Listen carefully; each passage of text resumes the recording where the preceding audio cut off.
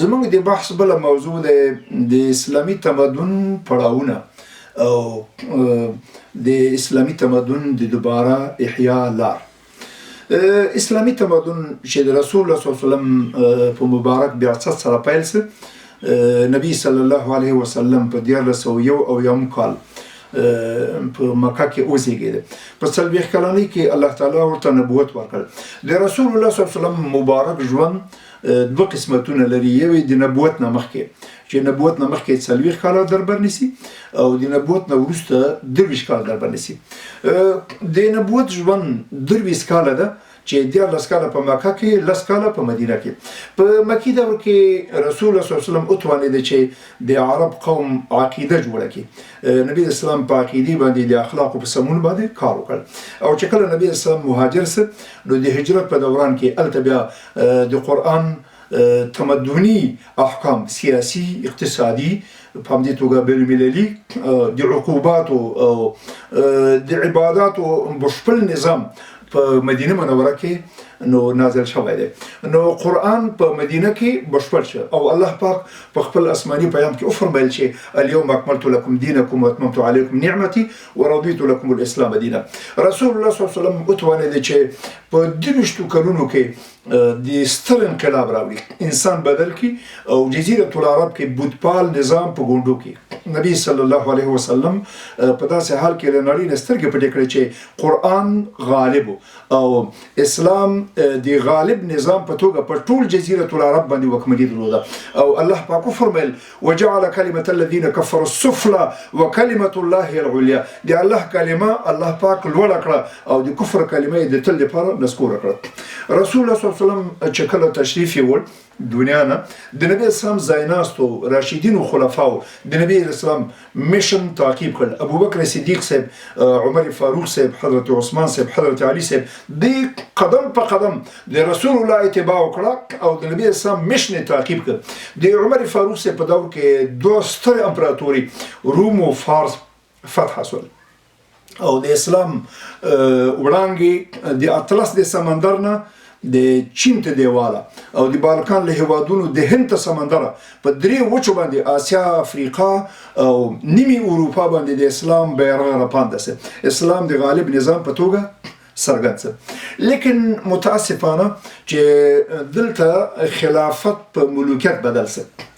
په ملوکی دور کې دلته به قیادت په دوه برخو ویل شي چې یو سیاسي قیادت او بل دینی قیادت. سیاسي قیادت د شاهانو په لاس کې و، لیکن دینی قیادت د فقهاو او د لوی علماو په لاس کې و، لکه امام ابو حنیفه، امام مالک، امام شافعي، امام اوزاعي، په همدې توګه نور ائمه او لولو شخصیتونه په امت کې راڅرګند شول. خو دلته بیا په ملوکی دور کې بیت المال شخصي سه او په همدې توګه په ملوکی دور کې په شاهي دور کې انتخاب لمنځه لاړ او همدارنګه د خلکو خلو ته قلفونه واچول شو، د بیان ازادي پای ته ورسېده. لیکن قانون او نظام قرآن، قانون او نظام شریعت، خو لیکن د حکومتي سیستم د رسول الله مشن تغییر وکړ. دریمه دوره چې ده دا د استعمار دوره ده. د استعمار په دوره کې په 13مه پیړۍ کې چې کله په اروپا کې صنعتي انقلاب راغی او اروپانو اسلامي نړۍ ته اسلامي نړۍ ګوندو لاندې کړه. انګلستان، فرانسه، په همدې توګه آلمان، ګڼ دولتونه د اروپانو اسلامي نړۍ باندې نو د یرغار وکړ. په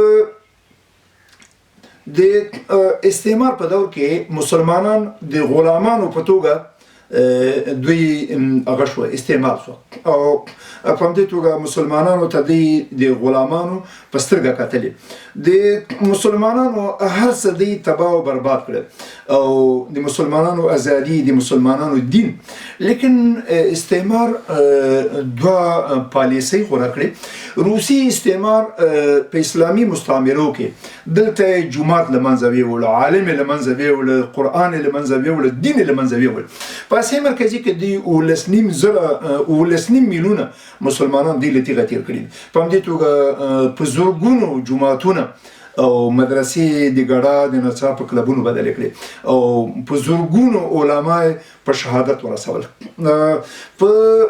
په هندي مستعمراتو کې په دې بخله په انګلیسي مستعمراتو کې د انګریزانو پالیسی دا و د فرانسې پالیسی دا و چې د دین سره غرض نه لري. البته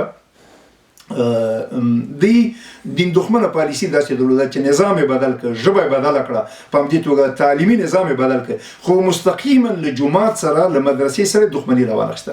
لکه لوی هندوستان د انګلیس سره د انګلیس د استعمار په مهال هلته مدارس و، علما و، ازادي وي، کتابتونونه و، او په همدې توګه د مسلمانانو اخبارونه و، د مسلمانانو مجلې وي، د مسلمانانو اجتماعګانې وي.